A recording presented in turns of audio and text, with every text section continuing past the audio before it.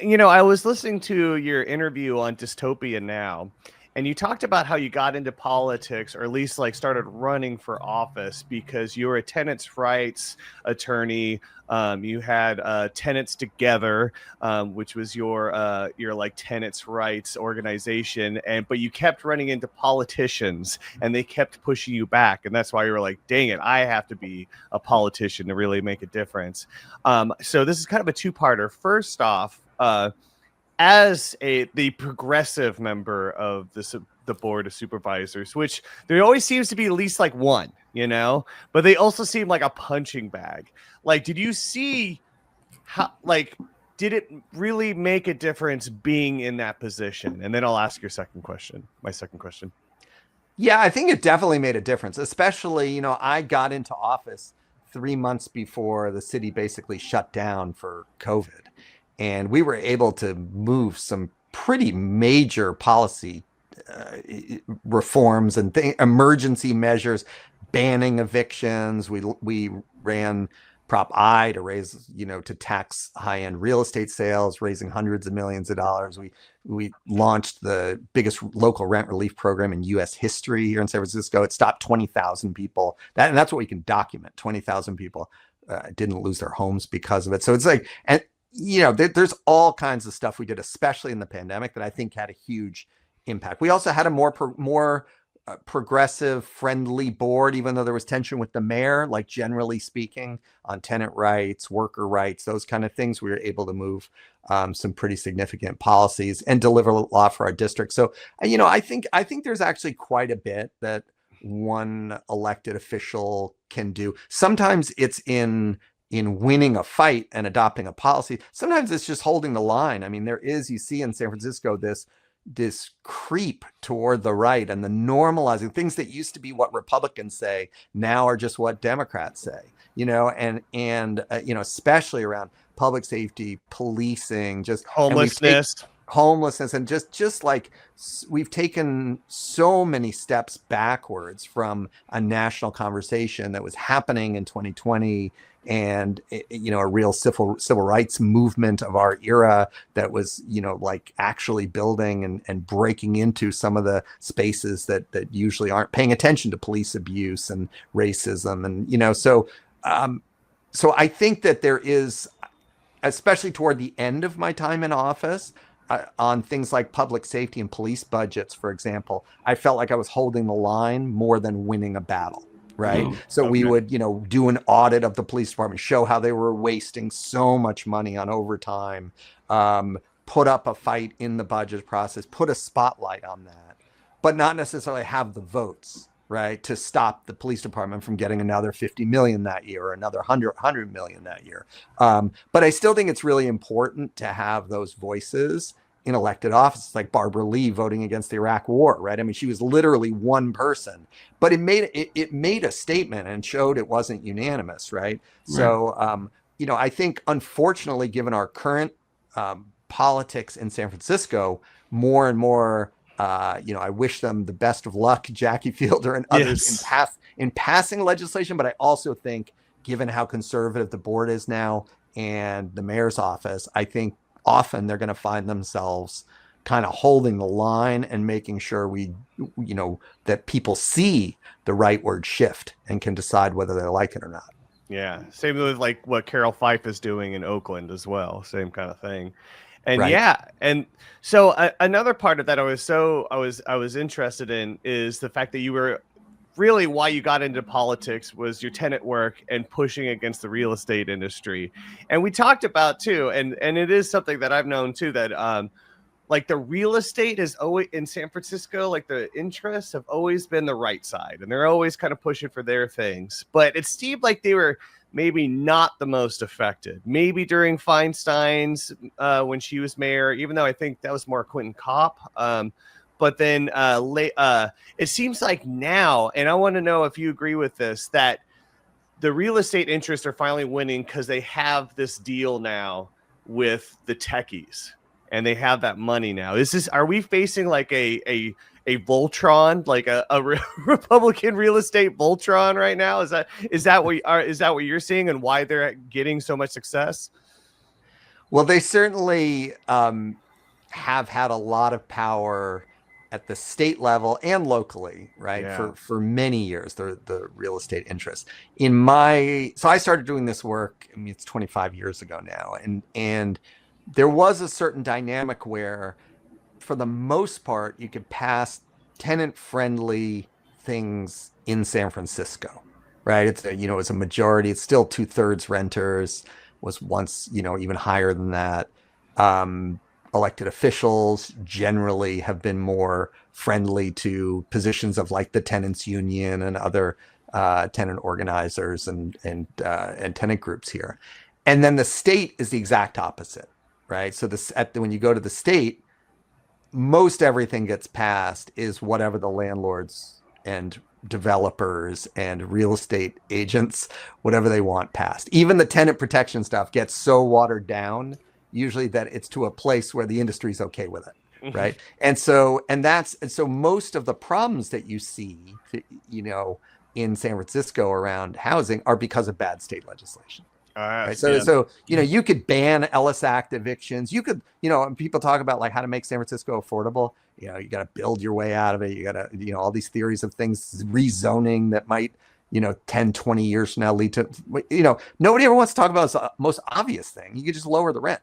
Like you literally just pass a law lowering the rent. Why can't we do that? Because there's a law in Sacramento, state law, that prohibits you from doing that, right? Yeah. So, so the industry was in some sense smart, and it's not just California, like New York, other states have this dynamic where like the big city has a little more renter friendly leadership usually, but then the big money has the power at the state level and just preempts the city from doing stronger stuff, right? And so that's the dynamic. I worked for 7 years representing tenants in the Tenderloin and around San Francisco in court. I then went and started a statewide tenant organization and dealt with this all in Sacramento, as well as trying to strengthen the network of tenants unions and groups around the state. But that's, doing that state work was when I really confronted this reality of like, you just go in and talk to a legislator and they couldn't care less. Like the most basic, obvious thing. You're like, here's a case, this senior who's lived there 30 years and is like being evicted for no reason, just because this real estate speculator from Nevada wants to come flip the place. And like you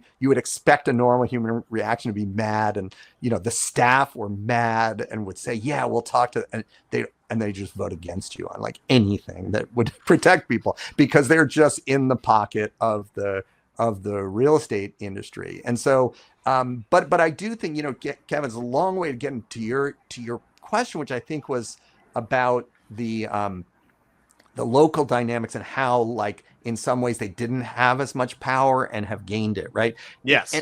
And I think what happened was before this most recent infusion of tech money into our politics, the landlord side was not really, they didn't win a lot locally, and they would tend to win at the state level, but it wasn't like a mystery who they were and what they wanted, right? Like they want to deregulate, they don't want taxes, and they just want to make gobs of money, and they want to make it off the back support. They don't really care how it impacts working class people, right? That's just who they are, right? They're just like the pure capitalist, right? It's like no rules on me. I only want government when it's going to help me, when it is build a road to get me somewhere or whatever. But like, they don't want government involved, and they don't want taxes, and they just want unlimited profits, right? Yeah, that's kind of like the real.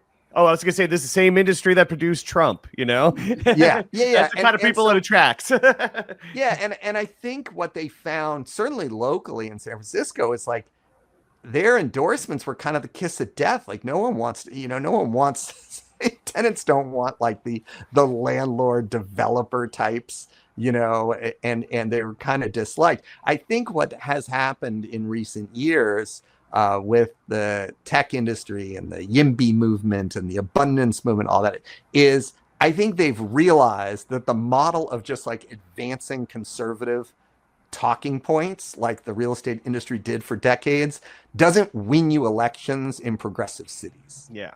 It's like it's kind of gotten old, right? And so so they've shifted their messaging right? They've co-opted a lot of the messaging. That's what you see with the YIMBY movement. They don't come out and say, let's just deregulate everything, no taxes on the rich, right? They don't say that stuff. They say, let's make housing affordable by like letting these developers do whatever they want, you know?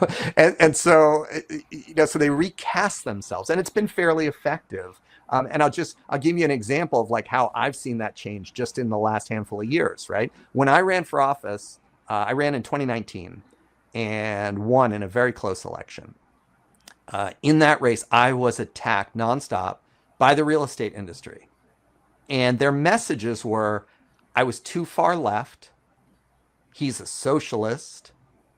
They called me Extreme Dean. They tried to scare property owners, homeowners into thinking I was going to come seize their homes, right? It was your classic, like, red baiting, like leftist, be scared of this guy. And it didn't work, and I won. A year later, I had to run for election again because I had won a special election to be in office for a year. I had to immediately run again. And they went all in. They took my record, which was, you know, getting hotel rooms for homeless people, banning eviction, all that. They took that and again tried to smear me from the right. He's too extreme. He's giving out tents to homeless people. He's, you know, like that was the whole thing. And these gross mailers, and it didn't work. I won in like a landslide the second time. I won by an even bigger margin. So fast forward 4 years later, when they're running against me, they didn't use any of that stuff. They didn't say he's too far left, he's too progressive, he's a socialist. None of that. It was this made up thing, like he blocks housing, and he's pro fentanyl overdoses, and he's like, you know, just this wacky stuff as if they're the real progressives, right? And the actual left people are actually just against any change. Right? They totally changed their narrative, and it worked, right? Well, but I think we see that again and again. They used to attack progressives from the right, and now they have a fake left, co-opted the pseudo left. They find like the one thing where you voted for an amendment to this, and then they try to like make a mountain out of that, this some irrelevant thing to show no, actually you're But it's funny because like what you got me to think about when you're talking about that are these AstroTurf networks, where, like, you know, back in the day, we would call the very people that they call activists, we call them operatives. Like so basically, I'm thinking things like Moms for Liberty. I'm thinking about the school board recall, where, like, you know, we're dealing with these groups that are saying that they're activist groups, and all of a sudden the press is saying these are activist groups, but they're not activist groups because they're actually being paid by the tech industry and by the landlord industry to front as activists. Like you can't be an activist if you're actually on retainer. You know what I mean? Like, oh. Yes, I wanted to show this. This is exactly what Dean is talking about. It's like basically the Grow SF, which again is one of these fake, oh no, we're from the left, we care about housing, we want to help the homeless, and we want to bring rents down to bring in more immigrants. You know, no, who cares about the immigrants and the RVs? Don't think about them, don't talk about them, think about the immigrants we could be bringing in. And yes, I saw this last night, and I just had to share it because I think it's so funny, because it's so off. It's like, I mean, saying that you've routinely blocked and opposed new housing construction. You're against home building. I didn't know that, Dean. I thought you actually wanted to house people. I thought that. Yeah, it's so wild. I mean, it's just kind of an era of disinformation, and figuring out how to rebut that. I think it's a real challenge for anyone on the left, right? It's going to be a challenge if, you know, Mamdani wins in New York, right? They're going to come after him nonstop. And, you know, it's one thing to actually, I think what's shifted is there used to be actual policy debates on stuff. Yeah. I don't want to glorify it too much because there was all kinds of disinformation stuff. But it you know, I think when I entered office, it felt like a little more, you kind of knew what the battle lines were. And, you know, and look, the tech, you know, Ron Conway, all these folks for years were trying to win office. You know, the YIMBYs were trying to win off. They lost left and right. Like their candidates got clobbered, and the only way they could get like into any position of power in San Francisco was getting appointed. So like Sonia Traus, you know, the founder of the YIMBY movement, ran for office, got clobbered. Like she, you know, the voters didn't want it, and you know, she had to get appointed to something, right? So what finally, you know, I think they planted a lot of seeds, developed these Astroturf Networks got a lot of funding, but they also had to shift their messaging, because to win in San Francisco, you had to be perceived as being somewhat progressive for the most part, except for the mayor's office, where, you know, that's often less the case, right? But in district races where people get to know their supervisors, that's the case. And so you do have these very strange things. I mean, I would say they're increasingly shameless about the disinformation and the smears, and, you know, this stuff works, right? It's like, so, you know, there's a strategy for really cynical folks, is that you kind of attack and smear the thing that is strong about your opponent, right? And that's kind of, you know, it's like dating myself, but like years and years ago, it was like the John Kerry, you know, so the opponents of John Kerry did the Swift Vote Veterans for Truth. Well, why did they do that? Because John Kerry was a war veteran, and they thought that would resonate with people. So they created this entire fake thing to smear his service, because they thought that was his strength. And, you know, so when you see like their attacks on me in this most recent election, what do they come at? They come at like my housing record, which is kind of insane. Like, if you look at what I've done the last 25 years, you know, that would be far and away the thing I've had the most positive impact on, is fighting for affordable housing funding, fighting against evictions, and, you know, fighting for rent control. So it's like, that's the stuff they come at you on. And, you know, I think they've shown sometimes it can work, not always. But sometimes it can work, and it doesn't hurt if you have, you know, the Chronicle and the billionaire-owned San Francisco Standard echoing all these points all the time. Yeah.